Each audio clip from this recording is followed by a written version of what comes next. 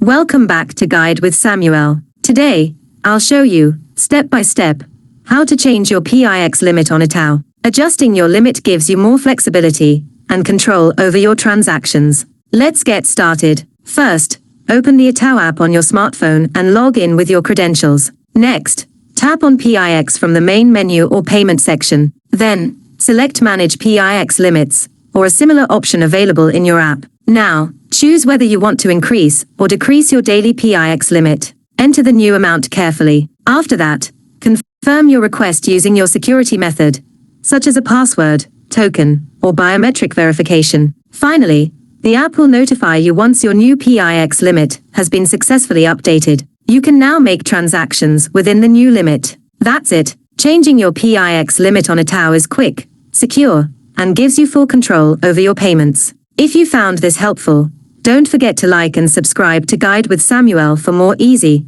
step-by-step tutorials. Thanks for watching.